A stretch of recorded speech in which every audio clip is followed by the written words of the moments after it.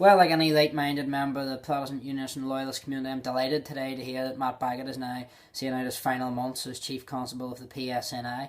The PSNI have now become a totally discredited police force in the eyes of many sections of the Loyalist community, and this is down in no small part to the political campaign of persecution waged against our community by the said organisation under the control of Matt Baggott. I find it amazing to hear the DUP and UUP lavishing praise in this man. Have they amnesia? Do they forget the campaign that he has waged against Protestant culture, the campaign he has waged against democratic expressions of political dissent, where he has used things such as the Serious Crime Act to try and silence political dissent? You know, the Chief Constable said that he would not be political, he would engage with the community. He's been more political than the First Minister, you know, because everything that happens politically he sticks his nose in. And of course he enforces the political will of Stormont and the status quo, and we've seen that over the last 18 months. But I have many memories of Matt Baggott, but, you know, I think my abiding one will be the fool he made of himself and the fools the PSNI made of themselves in their case against me. Obviously the interview tapes are out there, and that was the Dulcet team. And of course in charge of that he put Mr. Sean Wright, who of course a couple of months previously was in court for assaulting a couple of women.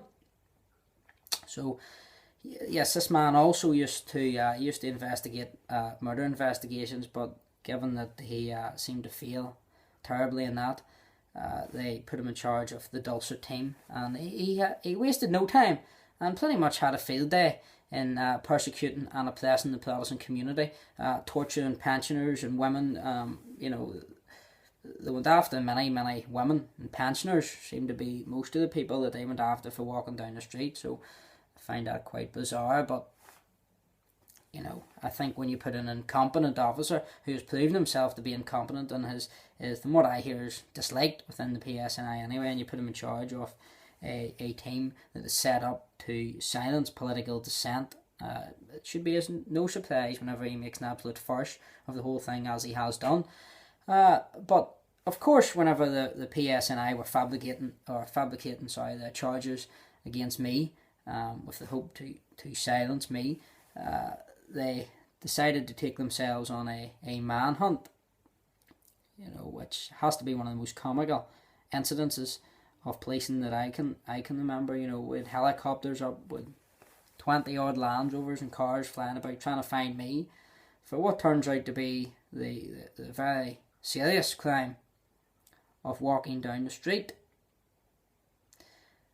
And of course I said in a video that I produced that Mr. Baggott was useless.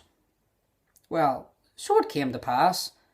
He was useless, and his officers were useless, and they just managed to embarrass themselves. But of course, the incident where the Chief Constable made a fool of himself in chasing me down, and they were on about like the Keystone Cops for a couple of days, absolutely comical. And of course the subsequent bail objections because I called the PSNI fascists. Imagine objecting to bail because somebody called the PSNI fascists. If you sat down any student from anywhere else in any civilised Western democracy and played them a video and showed them what the PSNI have done over the last 18 months, I think fascism is a pretty accurate description, or tyranny, or, you know, you could use any of them words to describe the actions of the PSNI, but certainly a campaign of political persecution. But Matt Baggott's organisation, which he oversees, and he is responsible for the PSNI, has not only targeted me, but they have targeted hundreds upon hundreds of innocent, peaceful protesters who were only expressing their democratic right of opposition. And, well, of course he teamed up with the DPP, Mr. Barry McGlory, who of course, as I keep trying to tell people, is the former solicitor for members of the IRA Army Council. This man now sits and decides who gets prosecuted and who doesn't. So whenever you put somebody who has links and